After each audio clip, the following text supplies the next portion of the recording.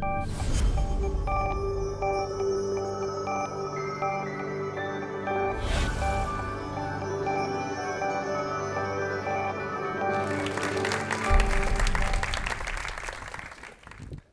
my name is Gisbert Dreyer. I'm German.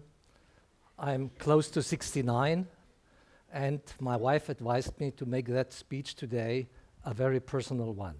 So I'll do, and it's the first time I'm ever doing that, so please take it easy with me.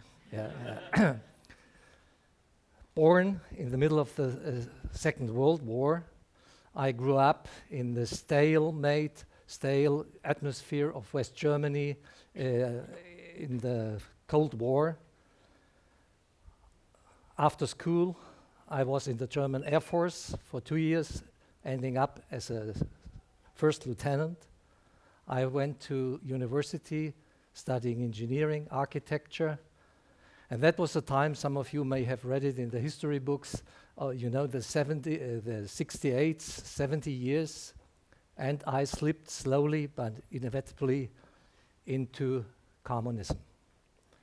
I became a fierce Maoist, yeah, and that made my life, after some time in Germany, quite unbearable. I didn't get a job, I couldn't. So, as the opportunity arose, I joined the MPLA in Angola. The MPLA is the Movimento Popular de Libertação de Angola.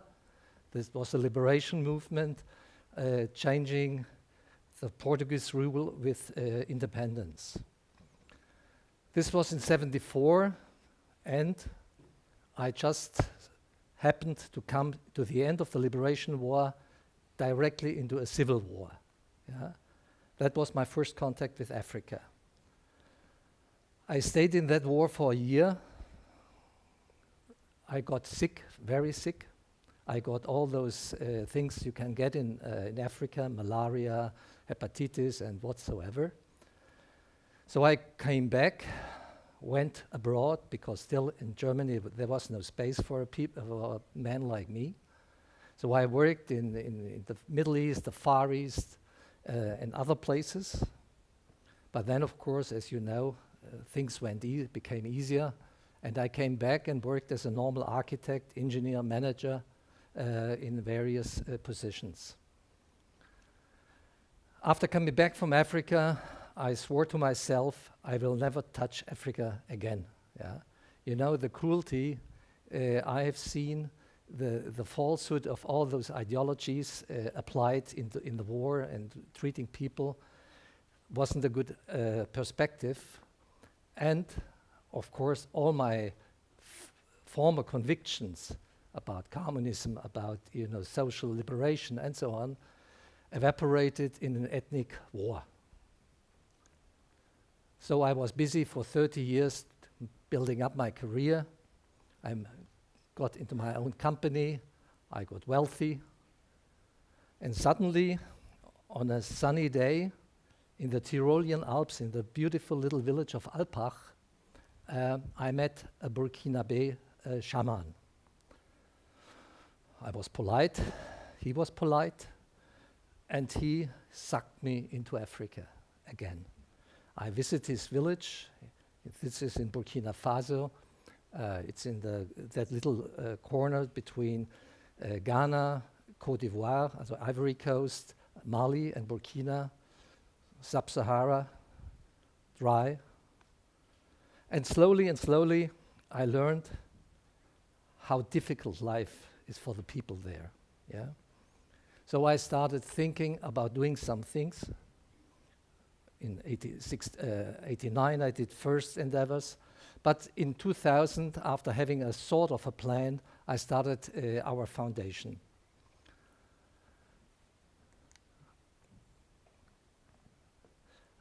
Our foundation works now, after many errors of course, on, I would say, 10 major projects simultaneously.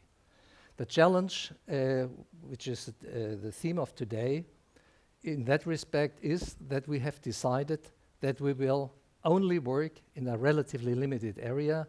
About 50,000 people live there. It's a small town and about 30 little villages around it. and try to lift that area, the little community of Dano, out of biblical times where we found it into, let's say, the 19th century. And by doing so, trusting mainly, really mainly, on the force and the possibilities of land and of the people. Today,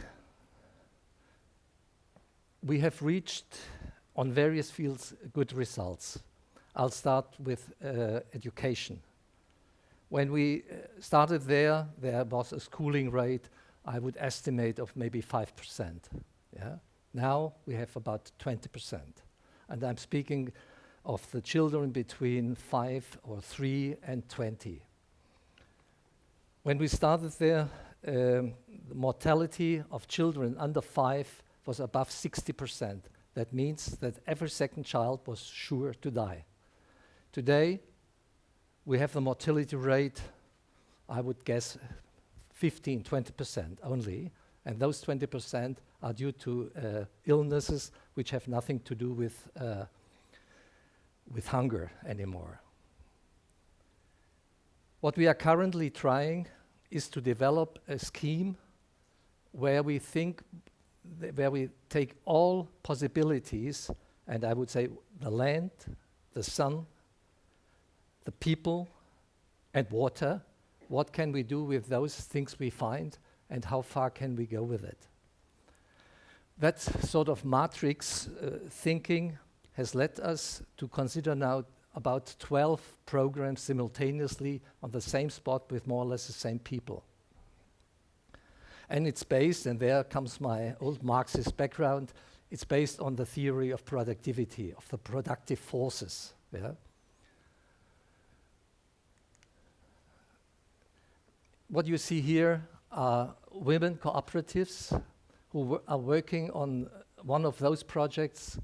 This is Moringa oleifera, you know the plant. This is a very special tree which has a very high nutritional and health effects, which we cultivate in order to improve the life and of our people, but also for export reasons, because we need cash.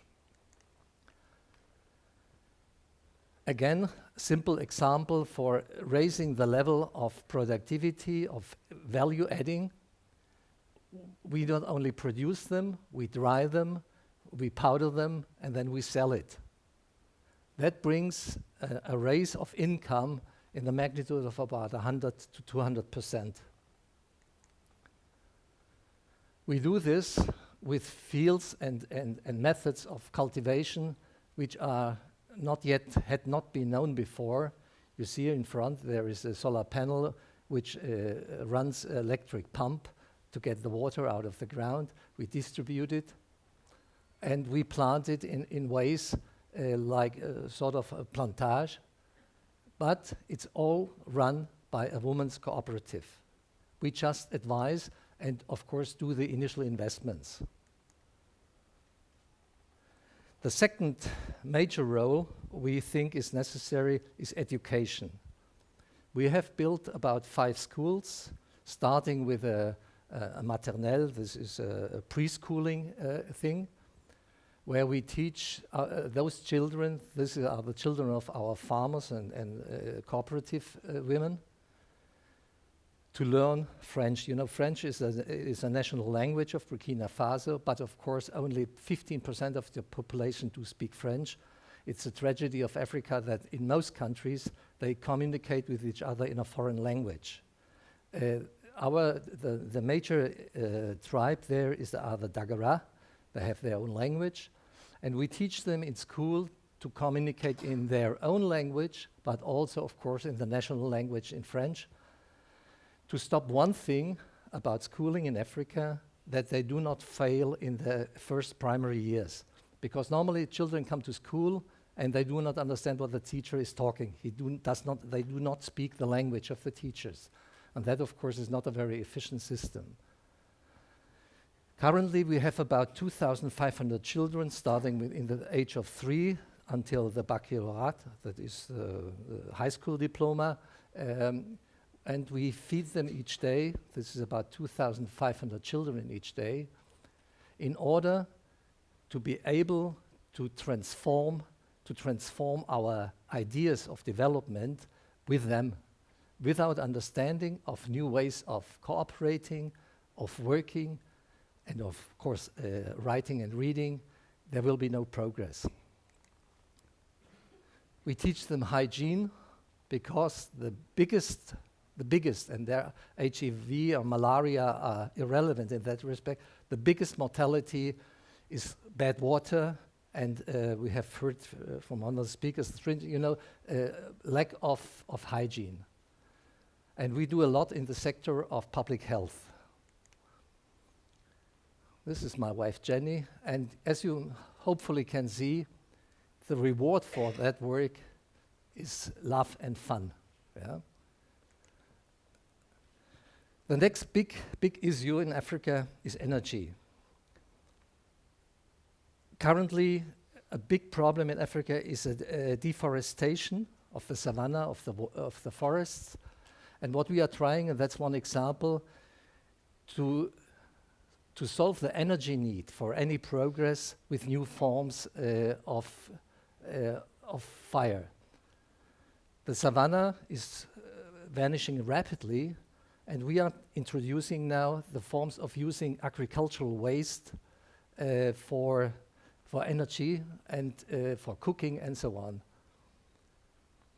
Our first project had been that water retaining dam in the background, yeah, and we did about 25 hectares of irrigated land, where our cooperative, which is called Handi, which means, it's Dagara, it means we live from the sweat on our faces, yeah, is producing rice after some years training, now with a productivity similar to one in Vietnam or in China, meaning 5 tons per hectare, which is a very good result.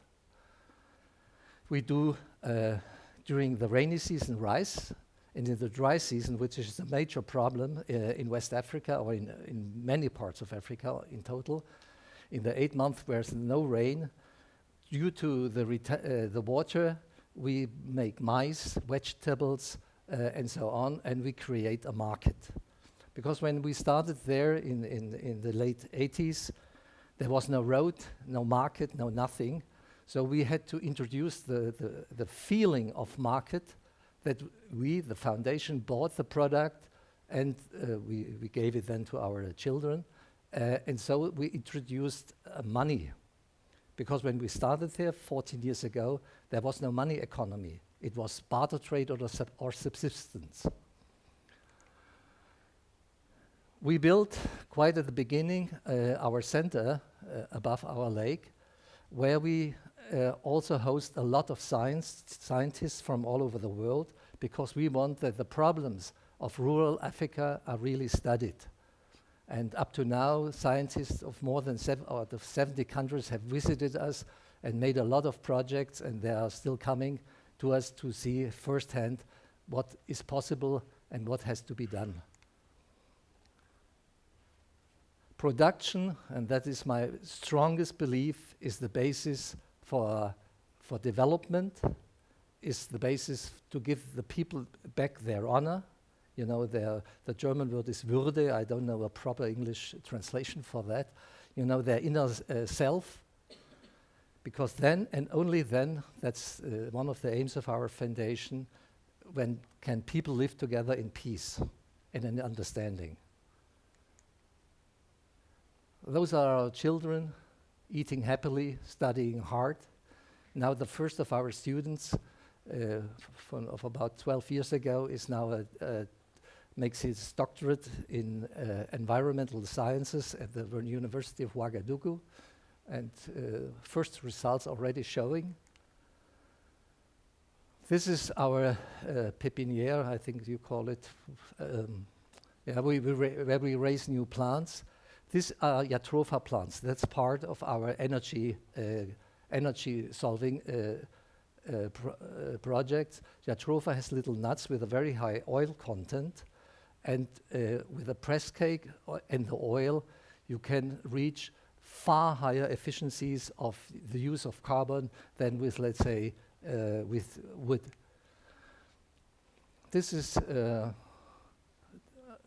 our how you say, high school in Dano, in our little city, built by and designed by a Burkinabe architect, Francis Quéré, where we are reinventing, because I'm an architect, I'm doing that as a side project, reinventing, let's say, climatology-wise sensible buildings, because all knowledge about, let's say, natural ventilation, thermal movements of air had been lost, and that's what we are trying to introduce again as well. This is one of our school canteens, and you see those vast amounts of wood.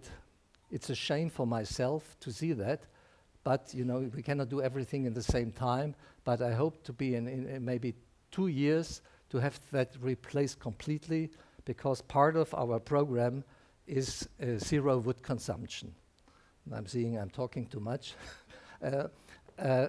So what we are trying, and I'll finish with that, is that by concentrating on 50,000 people in a span of, let's say, 20 years, to make them completely self-reliant, and I think we will achieve that.